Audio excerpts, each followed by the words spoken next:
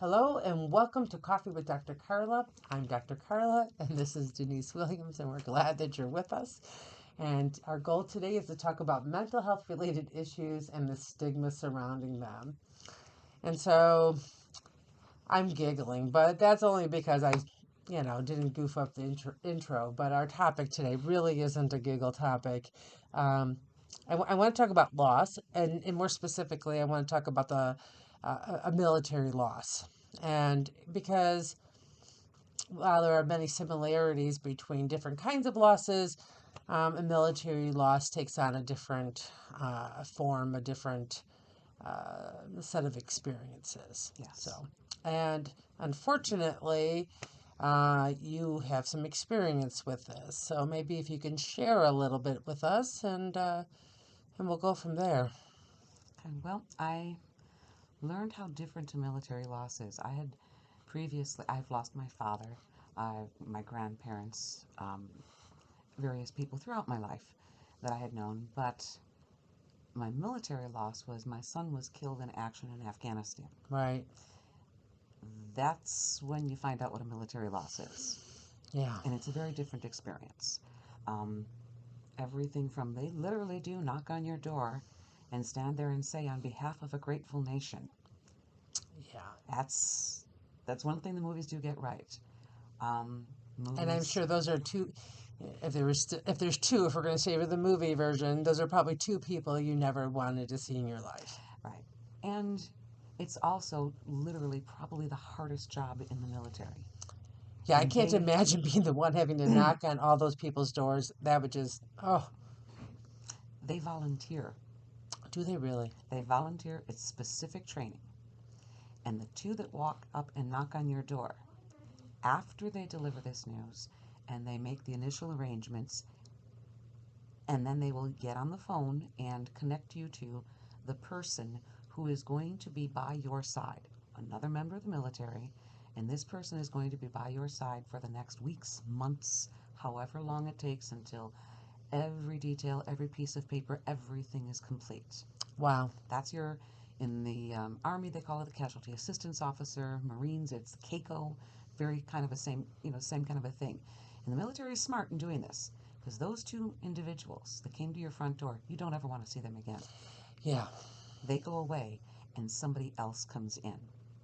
It is common for the casualty notification team.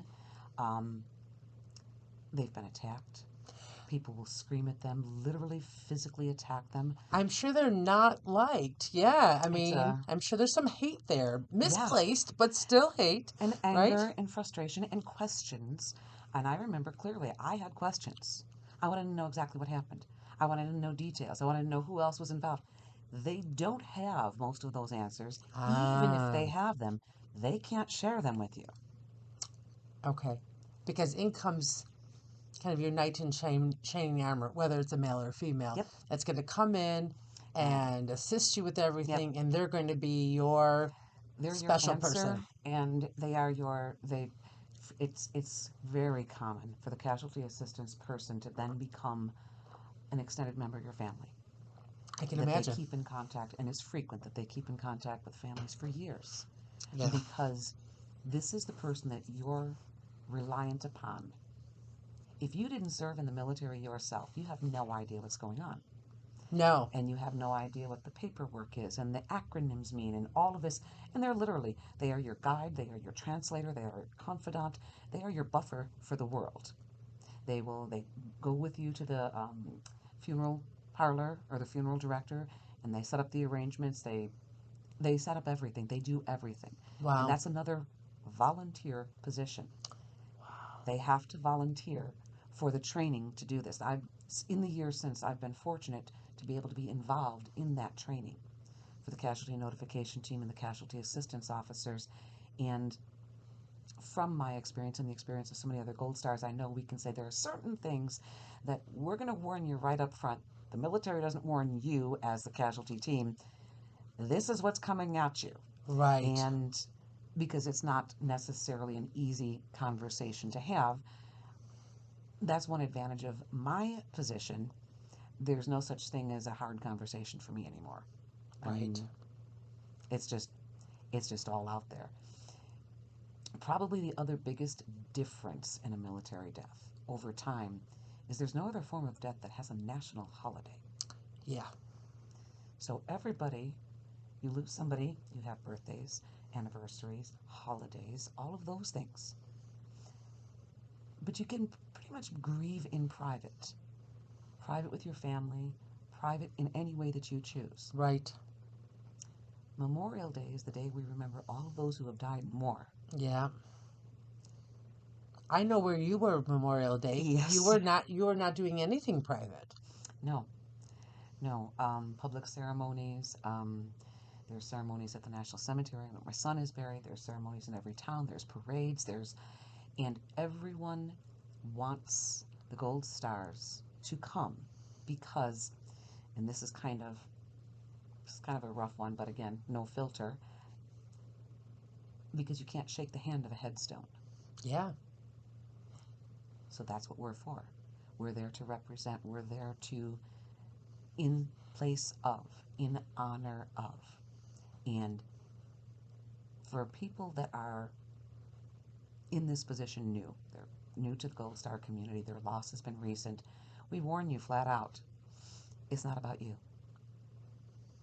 Yeah. And that can be very difficult as well. There is really no other form of death where the loved one, your immediate family member, has died, and it's not about you. Yeah. And that can be kind of tricky and challenging to navigate, particularly in the beginning. And on the other hand, it's actually one of the most beneficial, supportive, and healing things that you can go through, because you learn how to separate yourself and experience the simultaneous joy and sadness. Sure. And that can be very powerful. So I know we talked about a couple other anniversaries or special days, and I remember you were telling me that there are particular, but maybe traditions that have begun that happen in remembrance of certain things. I believe you were telling me about a tradition for your son's birthday, or maybe it was the anniversary of his death. I can't remember which one it was, but you were telling me about some of these traditions that you guys all have created. And I don't know if it's unique to you and your family, or if this is something that is prevalent throughout the military. Well, one of the things I think you're referring to is we call it cemetery hopping, kind of like bar hopping, and it's either cemetery hopping or headstone hopping. There'll be several who have, we all have loved ones buried at the National Cemetery, and there's a big event, public event, and all of that, and there will be, when the crowds thin out, that's when the bottles of various liquors that were special to our loved ones come out, and you just basically go from headstone to headstone doing a shot and telling stories and laughing.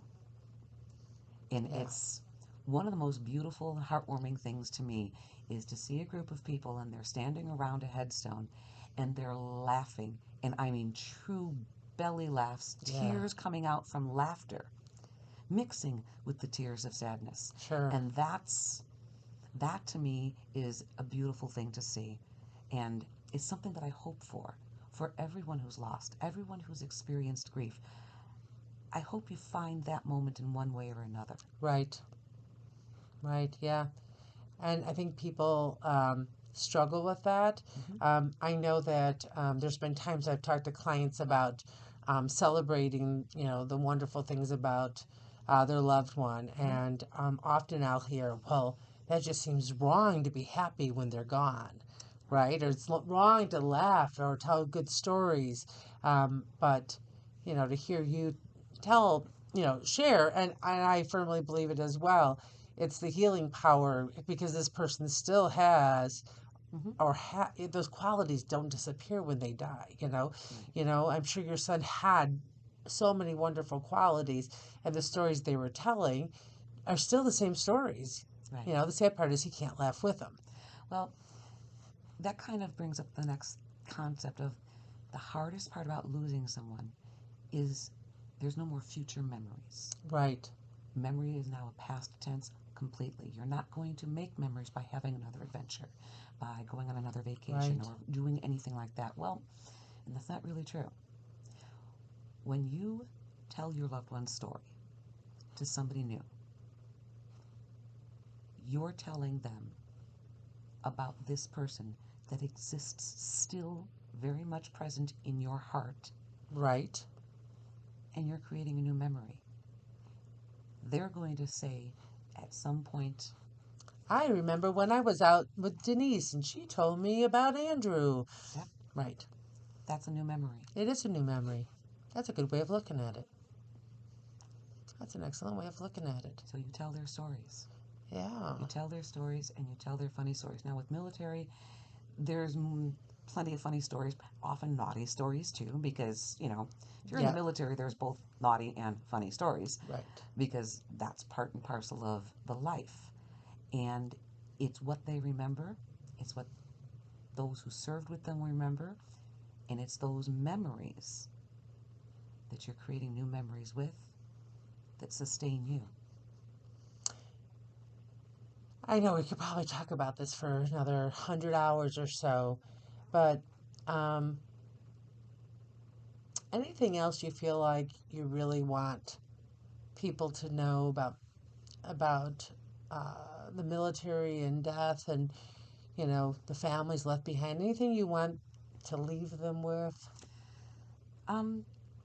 Just simply because it's so much in the news right now and there's so much going on and so much change is going on, it's very important to remember, just like you wouldn't walk up to somebody whose loved one died of cancer and ask them about, so do you think about all those herbicides and pesticides in the food? Don't walk up to somebody who has a loved one lost in the military and ask them what they think about the war. Yeah. Yeah. Some sensitivity will go a long way. That is for sure. That is for sure. We would totally love to hear your stories. I think telling your story is very healing, and I think you have very clearly stated that for us. And so, follow us on Facebook or Instagram and tell us your story. We're interested. We want to know. We want to share. We want to be a part of that future memory that Denise was just explaining about. So. Remember, you could change your thoughts, discover your potential, and transform your life by focusing on overall well being. Until next time, continue working on the best you possible.